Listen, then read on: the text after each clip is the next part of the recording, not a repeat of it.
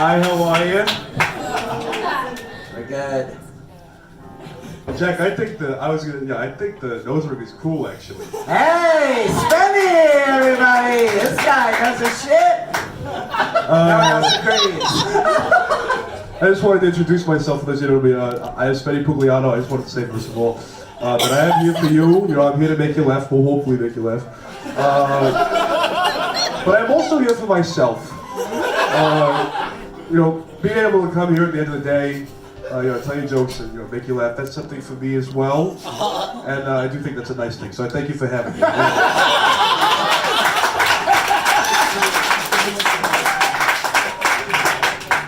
So I met this Kanye West guy. I think there's something like really wrong with this guy. Like I think he might actually be crazy. I don't know if you saw. He was in Trump's office. He was saying all sorts of crazy stuff. I don't know if you saw. But I was like, this guy's like, he might actually be crazy. So I thought I would do an impression. If that's all right with you. Yes. Yeah. This is my Kanye West. This is my Kanye West. Now what's that? What kind of stuff did he say? What's that?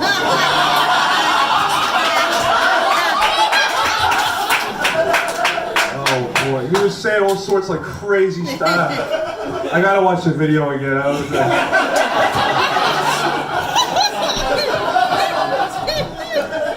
was pretty crazy. That was pretty good.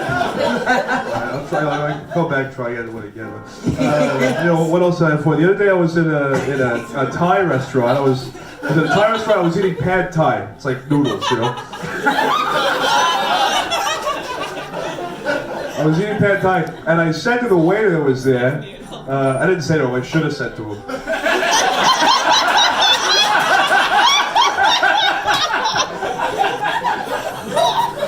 I said, pad Thai, more like bad Thai, I said. But really it was very good. They really did a wonderful job. I just thought that was kind of a cute thing, like pad Thai, bad Thai, like, I like to say cute things like that sometimes. What's another one? I like this one too. Sometimes, you know when someone says like, geez Louise, like, oh geez Louise, like it's an exclamation.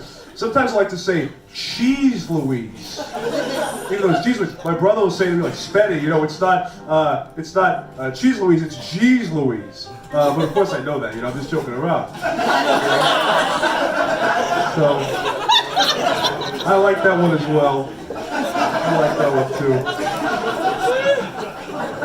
I'm just thinking of, you know, silly things we say. Something, you know, it's like silly things to say. This, I was thinking the other day, there's another one though. I was like, you know, they say this, on the seventh day God rested. It's like in the Bible. It says, oh, the seventh day God rested. Sometimes I like to think, like, it feels a little silly. Like, what does God need rest for? He's so strong.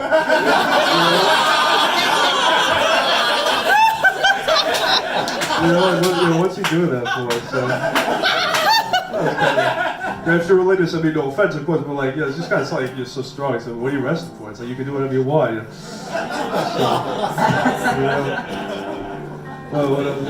Valentine's Day was recently. It was a little bit difficult for me, and because of the divorce. I'm recently divorced. Spenny,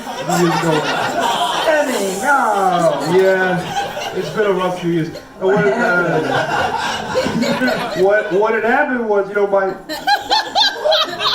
ex-wife left me for my best friend Giuliano Leibowitz. No. And it's actually, this is interesting because my mother was Jewish, my father was Italian, Pugliano. But Giuliano, his father was Jewish, his mother was Italian. So it's kind of like the bizarro Spenny. But anyway, he's a dentist and he's having sex with my wife. What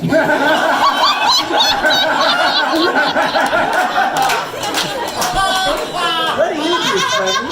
What's that? What's your job? It's interesting that you should mention that because the reason why she left is because me and my son had a vaporizer store. And unfortunately, the vaporizer store went out of business, and then she says to me, like, Spenny, I don't love you anymore. Like, something. It's like, you know, you women, it's like you say one thing and you mean another. It's like, Spenny, I don't love you anymore, but, you know, awfully convenient, sweetheart, that you should say you don't love me anymore now that I need you more than ever, you know? Whatever, you know. So it's like. So they're together now. What's your wife's name? Angeline. I was just thinking the other day about how I met her actually. I think it was 1997, I was like 25. And we were at the pool, a public pool of Alon. And I walked up to her and it was so beautiful. And I was always a heavy guy, but I was nice guy. Girls like that, I was a nice guy. So I walk up to her, I'm trying to be nice, and I say, you know, she's like, and she says, wait a minute, aren't you the guy who was in a coma? Because I've been in a coma for 6 years. How did you get in a coma? I was at the church, you know, I was like 19, we were at the church, and I climbed the statue they had of Jesus Christ. And then it came crashing down, you know. So Why did you climb the statue? At this point, I don't know if I remember. They kicked us out of the church, and like, I think I was just honest. I was like just kind of like trying to like be silly or something like that. I guess literally maybe like climb a statue. So anyway, I was in a coma for 6 years, and then I was talking to her. And we were talking about how I got a settlement from the insurance company for $1.2 million. So for a short time, I was like an eligible bachelor. You know, I had $1.2 million. I had just come out of the coma, I'm like fresh and stuff like that. So we got together. And then soon after that, we had Charisse, my daughter, and then you know, kind of the rest is history. And now she's living with Giuliano, and I'm at the shelter. So yeah. So, but Your son. my son Brian actually went to Spain. He's in the pre and post production of Spanish pornography. He recovers from the He does the boom mics, which is important because they don't have anywhere to put the microphone. They're not wearing any clothes. So it's like you gotta like, it's an important job actually. An important job.